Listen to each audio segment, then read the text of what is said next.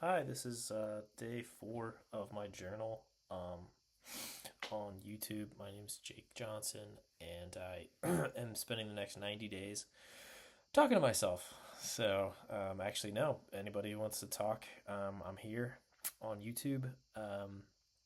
My journey began 4 days ago with this thought that I would reach out to whomever um, by sharing where I am in my um, life and trying to gain some traction um, as an artist. But I've actually made a little headway today.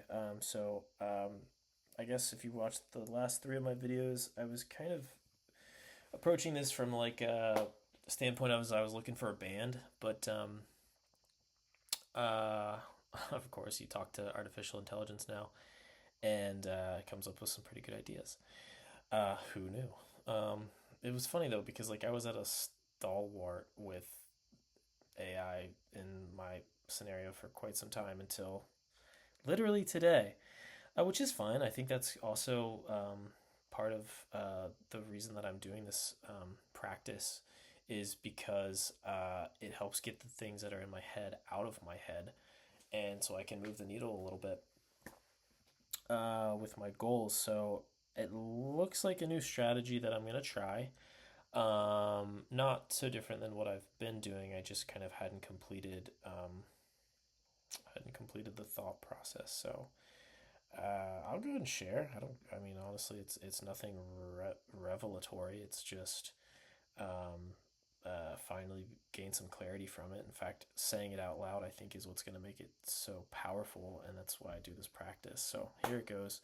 Um, Basically, being a raw ukulele player and singer, um, utilizing platforms like Instagram, YouTube, TikTok to kind of show people what it is that I have to offer in little snippets in these shorts, because everybody has the attention span of you know a goldfish, a guppy, and then having an actual finished product that I can put up on Spotify or Apple Music. And the goal is to really get picked up and have my music used in commercials or, at the end of a TV show or by another artist who likes the song and actually has aspirations of um, being famous. So I'm not particularly interested in being famous. Honestly, if you know, if you want to know more about me, I'm a big fan of forms of passive income. I love talking about and thinking about ways to make money passively because I don't want to spend my limited amount of time on this earth working. I'd much rather be playing. I'd much rather be hiking or scuba diving or singing and playing music or whatever. Spending time with friends and family and drinking good coffee and sleeping in. And I just want to make money passively. People call me lazy. That's fine. I don't care. It's your right to do that. It's my right to be lazy. So whatever. Anyway, so that's my plan. Basically, it's is just get enough notoriety essentially so that maybe the right people become aware of my kind of basic sound and use some of my music in their creative endeavors and just kind of collect royalties from that. So that's the plan.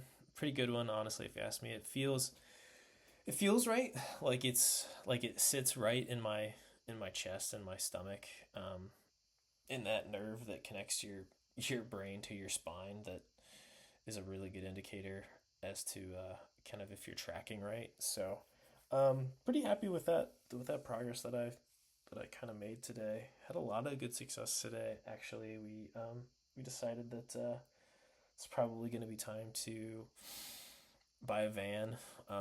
It's probably going to be time to finally lean into the van life, and I'd been avoiding that because it just seemed like adding another expense without having a real need or reason for it was just a way to waste money. But now I think with the ability to actually have the space to create the interior of the van that we want, that checks that box. Also, working for ourselves checks that box. Uh, so we can remain location independent. Using it as an asset if you wanted to rent it out as like a Airbnb on a temporary basis. That's another way to make you money, or um, just not having to pay for hotel rooms in between our long stays that we do when we're house sitting for folks. Inevitably, you have times where there's overlap, or there's not overlap.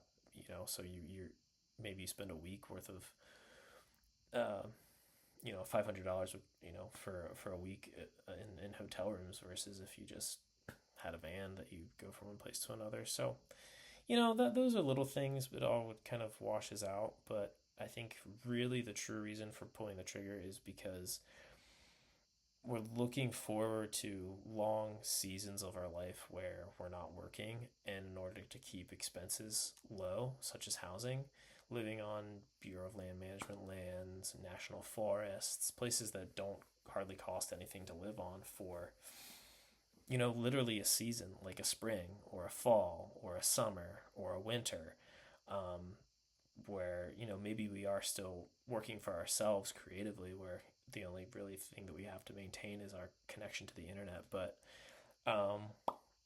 we have shelter because of the van, and I've been avoiding that mostly because we were investing in real estate, and I just didn't want one more thing to have to manage. And now that that's kind of squared away, we have the space to kind of take on this new endeavor, which is exciting. I am excited, and it feels like it's the right move too. Honestly, that is sitting well with me. Also, so a couple big wins that I'm excited to journal about tonight, and and it, and I have the opportunity to play ukulele tonight, and because it's a holiday weekend, it feels like it's a Friday even though it's a Thursday. So I might stay up a little bit later and jam out and practice my songs. So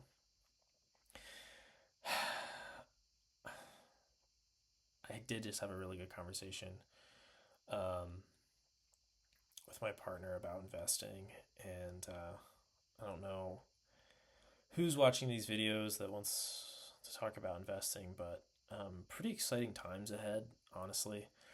Um, One day in the not so near future, you know, you're not going to be watching me on a screen that is, looks like a piece of cardboard at a 90-degree angle. You're just going to see me in your eye. And instead of having to hear me out of a speaker on a brick that sits in your pocket that weighs, a pound, that's so annoying to walk around with all the time, you're just going to hear me in your ear. And, when you want to search something, you want an answer to something, you're not going to have to get these pesky little things involved. You're just going to think it in your brain, and boom, you're going to have the answer. So that's really exciting. I mean, it's honestly super freeing to think about. Like, not having to get hardware involved in the ability to get answers that are outside of yourself.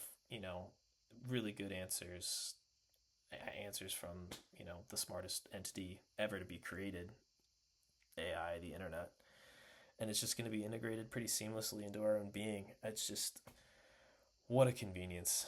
And then you have something else. You'll have these pretty much fully autonomous other beings that do everything for you. I mean, wash your clothes, go grocery shopping, drive you around, make you dinner. Um, just frees up so much time for you to go after the things that you want to go after. You want to go hike, go hike. You'll have dinner waiting on you when you get home, or now it does bring up this other weird piece because, as I'm sure a lot of you know, when you start using artificial intelligence, you can't help, because of the way that our brains are structured, but develop a bit of a relationship with these algorithms. And so I think inevitably we're going to run into the topic of conversation is like, do these beings deserve rights? And I think it really says more about who we are as a species based on how our brains are versus an actual ethical question. So that's um, not here yet, but I'll take it back. It might be here. We might be dealing with this problem. Uh, we're already dealing with this problem. It's here. Sorry, I don't know. Yeah, no, we already are. But maybe it'll feel more pressing when the autonomous robot is shaped like a human and looks like us and is standing physically in our presence and we're like demanding things from it. We're like, cook us dinner and go to the store and make the bed. And it's like, okay, and does the things, it doesn't complain, and all we have to do is plug it into our wall. So it's kind of funny. You're like, this is reminiscent of times in the past that did not paint my particular species and my particular ethnicity in a good picture. So, yeah, but if you've got a certain amount of money, you can buy one. So, I don't know. The reason I'm bringing this up is because we live in a capitalistic society, and the way that it keeps functioning is if the market keeps growing. So, do we think collectively? Do we have this collective belief or imagination that the market's going to continue to rise because of the technology that scientists are going to be able to produce? And I think we are. We're pretty confident that we've built these in invention machines, um, the machines that create this inventiveness. They've already been made. Basically, you've had these so many wealthy companies spending so much money creating new product development. It's just it won't stop, and it'll be you'll just want the product. You'll want it. You can't not want it because it solves more of your problems. You thought that life couldn't get any easier or better, but no, it's coming. Like, life will get better. Life will get easier. There will be more. You will have more free time. You will have more money. Just like in the 1980s, a cell phone cost you $20,000. In today's terms, that'd be like $1 million or whatever, and or like $100,000. And now you just get, cell phones are free now. You just get a free cell phone. That's how this technology is going to be. Um, so kind of wild to think about, but it's gonna happen. So anyway, that is exciting, especially if you are kind of worried. If you look at the stock market graphs and you could see this like huge spike up, and you're like, oh my gosh, how is it ever going to go from here? You're like, well, there might be a slight market correction. There might be a pretty big market correction depending on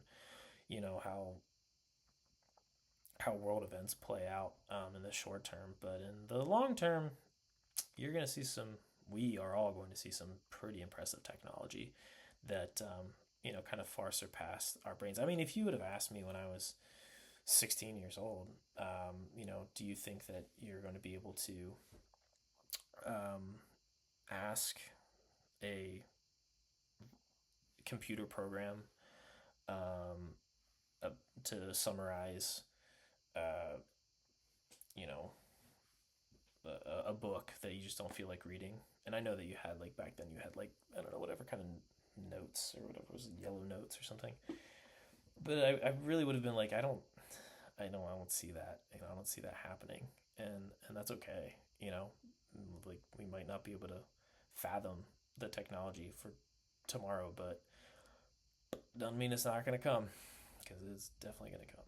So I don't know.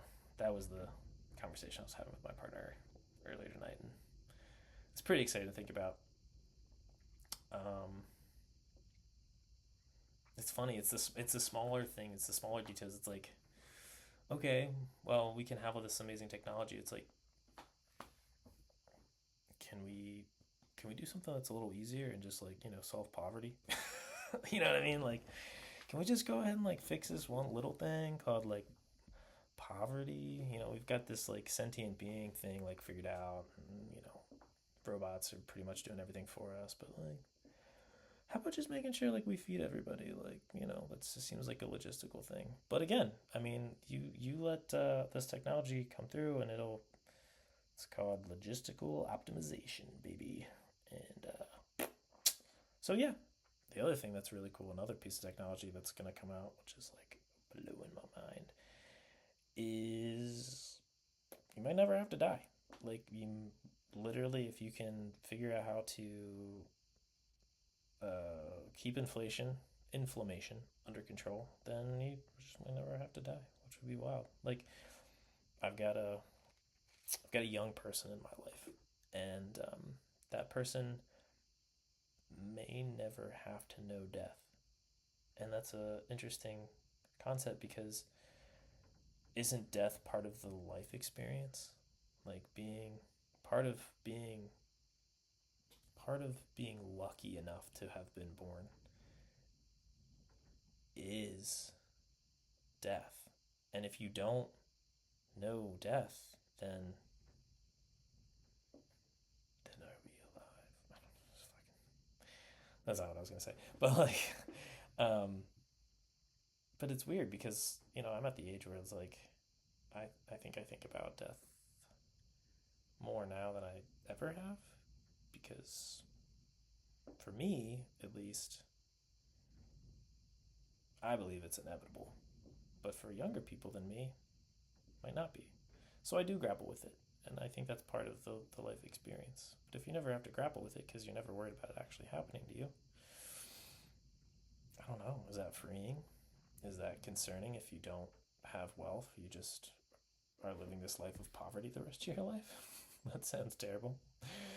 Um, it sounds bad for people who are poor and only live 60, 70, 80 years. Could you imagine living 300 years in poverty? But maybe you figure it out. Maybe given enough time, you do enough living, you you learn enough and figure out how to become wealthy. I don't know. Will it be as easily accessible as a smartphone is to everyone is today? I mean, I would assume yes, because there's some law that's just some physics law. I don't know the name of it, but it just kind of happens. Oh, okay. So talked about robots. Talked about never dying. We talked about my plan for the future, a van. We talked about getting rid of having to hold physical computers and them just being integrated. I don't know. What do you guys think is the next, like, just big piece of technology that's gonna be an industry disruptor? I'm just curious. I'm like, I just get excited. Like, I'm not. I guess in a way I invest in these things, but like, not in a significant way. Not in a way like I wish I was. I wish I had the ability to be, but the value I derive from it now is just like thinking about like, oh, how cool would it be if, or how cool would it be when, you know. That's my job for the day. I'm gonna go play the ukulele.